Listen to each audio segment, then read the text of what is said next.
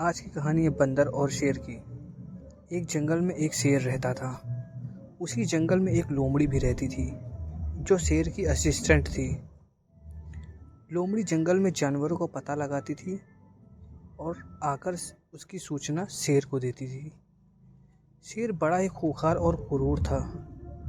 वह आवश्यकता से अधिक जानवरों का शिकार करता था। शेर शिकार किए गए जानवरों में से कुछ को खा लेता था और पेट भरने पर बाकी जानवरों को वैसे ही छोड़ देता था। इस प्रकार आवश्यकता से अधिक जानवरों का शिकार होने से जंगल के सारे जानवर खत्म हो गए। अब शेर और लोमड़ी के भूखे मरने की नौबत आ गई। शेर ने लोमड़ी से कहा कि वह जाकर जंगल के आसपास दूसरे जानवरों का पता लगाए, जिससे शेर का और लोमड़ी का दोनों का पेट भर सके।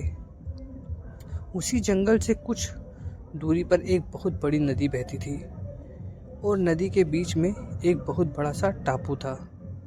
उस टापू पर सारे शाकाहारी जानवर जैसे हिरन, खरगोश, बंदर, बकरी, भेड़ आदि सदियों से रहते थे। नदी से घिरा होने के कारण टापू पर कोई दूसरा बाहरी जानवर नहीं आ पाता था। लोमड़ी शेर की आज्ञा मानकर जानवरों का पता लगाने निकल पड़ी। उसे अपने जंगल में कोई भी जानवर नहीं मिला। थक हार कर लोमड़ी नदी किनारे बैठ गई। तभी उसकी नज़र दूर बने टापू पर पड़ी। लोमड़ी ने सोचा, अवश्य इस टापू पर कुछ जानवर रहते होंगे। ऐसा सोचकर लोमड़ी तैरकर टापू पर जाकर देखती है तो वहाँ बहुत से शाकाहारी जानवर थे, किंतु कोई भी मांसाहारी अथवा शेर को चुनौती देने वाला जानवर नहीं था। ये देखकर लोमड़ी बहुत खुश हुई और अपने जंगल लौटकर उसने शेर को सारी बात बतलाई। लोमड़ी की बात सुनकर शेर बहुत खुश हुआ और उसने लोमड़ी को शाबाशी दी। दूसरे दिन शेर लोमड़ी के साथ उस टापू पर जानवरों का शिकार करने के लिए पहुंच गया। टापू पर शाकाहारी जानवरों को देखकर शेर के मुंह से लार टपक रही थी। उसने एक ही दिन में बहुत सारे जानवरों को मार डाला और कुछ जानवरों को खाकर बाकी जानवरों को छोड़ दिया। शेर लगातार 2 दिन इसी प्रकार शिकार किया। टापू के सारे जानवर शेर से बुरी तरह डर गए और सभी ने एक सभा बुलाई। सभा में शेर से बचने के उपाय पर चर्चा हुई। सभी ने अपने अपने सुझाव दिए।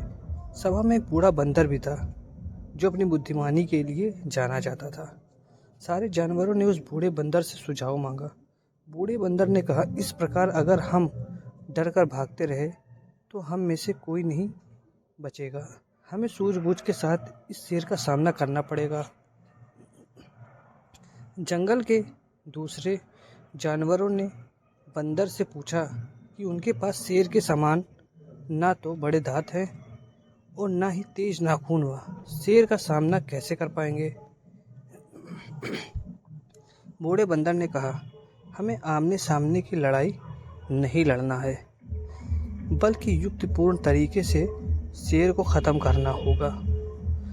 जानवरों ने बंदर से आगे की योजना बनाने के लिए बंदर से कहा। सबके अनुरोध करने पर बंदर ने एक योजना बनाई जिससे बड़ी आसानी से शेर को मारा जा सकता था। जंगल के सभी जानवरों ने मिलकर एक गहरा गड्ढा खोदा और उस गड्ढे को घास फूस और पत्तियों से भर दिया,